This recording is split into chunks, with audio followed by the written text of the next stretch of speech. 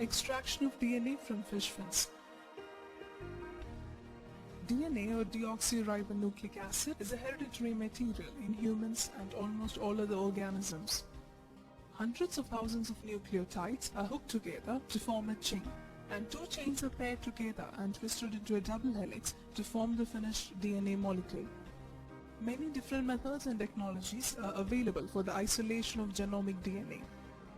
Here, we describe a method for the isolation of PCR-ready genomic DNA from zebrafish tissues. Procedure: cut a small portion of zebrafish fins and put it in a mortar. Add some 600 microliter of extraction buffer from ice box to the mortar and make it into a paste. Transfer this paste into a new vial. Then keep it in water bath at 37 degrees Celsius for 1 hour for the hydrolysis of tissues and release of DNA. Keep it again in water bath at 55 degrees Celsius for another 1 hour. RNA present in the sample will be damaged. Centrifuge it at 5000 rpm for 10 minutes. Transfer 300 microliter of the supernatant without disturbing the pellet to a new vial. Add 200 microliters of the reagent. Phenol is to chloroform is to isoamyl alcohol, which is in the ratio 20:24:1 to the vial that contains supernatant.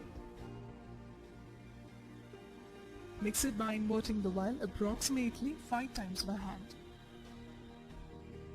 Centrifuge it at 12,000 rpm for 10 minutes.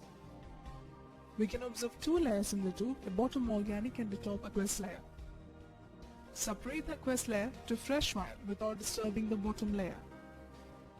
Mix the new reagent. Chloroform is to isoamyl alcohol in the ratio 24:1. Make sure you change the tip of the pipette each time you take new reagent. Mix the contents in the vial again by inverting. Centrifuge it for 10 minutes at 12,000 rpm. Now the contents of the tube are separated into two layers.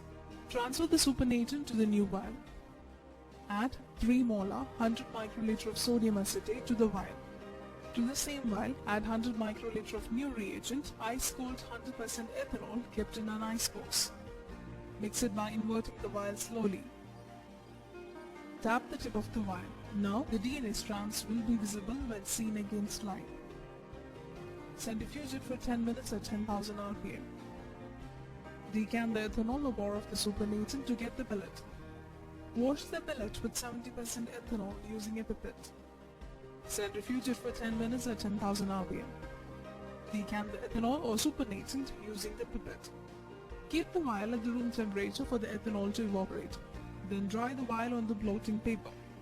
Once the vial is dried, add 50 to 100 microliter of TE buffer.